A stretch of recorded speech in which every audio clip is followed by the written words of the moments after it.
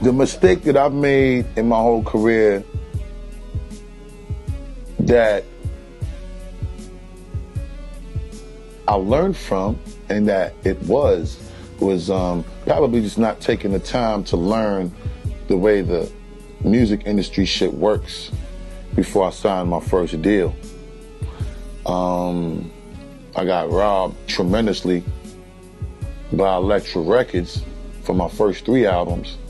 I never got a mechanical royalty for my first 2 Leaders album or my first solo album. And I was broke off tremendously when I fucking figured out that I was getting robbed, renegotiating for the When Disaster Strikes album because of the success of the Coming solo LP with the platinum Wuha single and the Coming LP. You know, I was forced to command a certain level of respect from the company as a result of the success. But I don't think what I was broke off still amounted up to what I was owed. You know what I mean? It was just a nice chunky check to keep my mouth shut. So I ain't exploit the company's corrupt bullshit and stop them from being able to sign other rap shit that was coming over there to get robbed in addition to my shit getting robbed. You know what I'm saying? So I kind of fell into the trap of being a quiet motherfucker for a check instead of exposing the conspiracy of the agenda of these corporate America motherfuckers. You know what I mean? They take advantage of the culture of the niggas, man. So I think the business has changed since I started with Leaders of the New School in a whole lot of ways. Like, you know, radio play your shit more. Niggas get a lot more money on tours. Niggas get a lot more endorsement deals, movies. There's a lot more money to be made.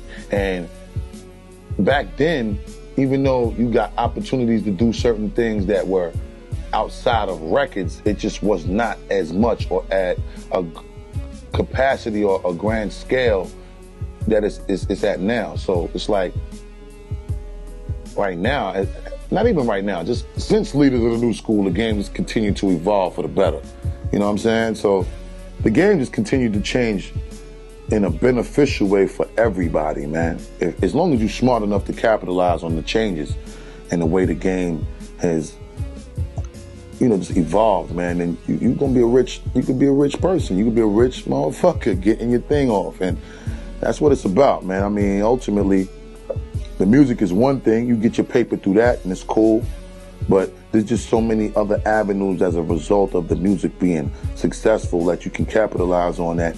It's good if you just know how to take those avenues and just get you those things that you can get as long as you know how to get it. You know what I mean? So I'm actually in love with the way the game changed. I mean, there's certain negatives with the way the game changed that I don't like. You know, there's no more room for the golden era rap, the classic, you know, MCs and artists that used to do it. And, you know, it ain't as bad as I might be making it seem, because you gotta make room for the old. You gotta make room for the new by filtering out the old, especially if the old ain't doing their job. You know what I'm saying? But a lot of the times when it's a reverse standard and the new ain't doing their job, then what? Because a lot of the new ain't doing their job. And it's like, damn, man, it makes me miss the old so much more when the new ain't doing their job. Right. You know what I'm saying? But, you know, those are like the minuscule negatives as opposed to the greater grands of the evolution that has transpired that is really good for just everybody. And it's so good that it's just it's so much that it ain't limited to a certain person or a certain type of artist. Right. You know what I'm saying? You ain't gotta sell 10 million records to still capitalize on a lot of different things. And that's a good thing, man. Everybody need to get it.